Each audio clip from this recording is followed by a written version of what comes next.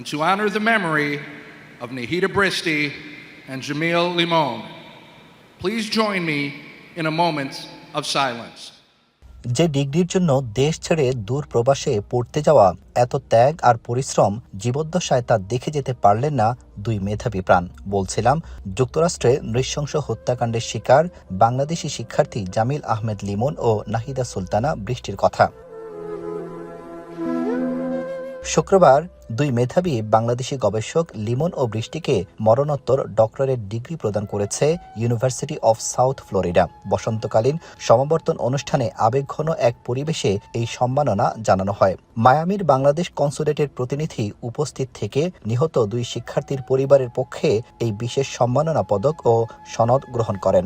But we want to take a moment to recognize that our community is also grieving the loss of two of our doctoral students.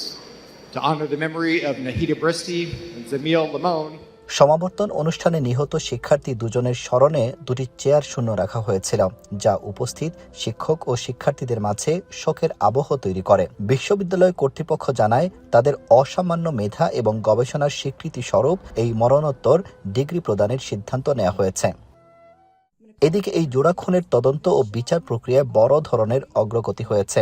হিলসবোরো county state attorney সুজি Lopez অভিযুক্ত ঘাতক হিশামের বিরুদ্ধে grand জুরির কাছে আনুষ্ঠানিক অভিযোগ গঠনের পর আসামিকে মৃত্যুদণ্ড দেওয়ার আবেদন জানিয়েছেন। প্রসিকিউশনের পক্ষ থেকে জানানো হয়েছে এটি একটি অত্যন্ত নৃশংস ও পূর্ব পরিকল্পিত হত্যাকাণ্ড হওয়ায় তারা আদালতের কাছে সর্বোচ্চ শাস্তি দাবি করবেন। গত ১৬ এপ্রিল নিখোঁজ হওয়ার পর দীর্ঘ অনুসন্ধান শেষে লিমন ও বৃষ্টির মরদেহ উদ্ধার করা হয়।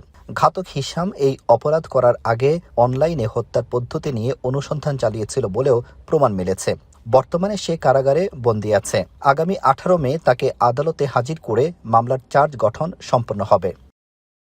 নিহত জামিল ও নাহিদা বাংলাদেশ থেকে উচ্চশিক্ষার জন্য যুক্তরাষ্ট্রে পাড়ি জমিয়েছিলেন। তাদের এমন মর্মান্তিক মৃত্যুতে বাংলাদেশি কমিউনিটি সহ পুরো দেশে শোকের ছায়া নেমে এসেছে।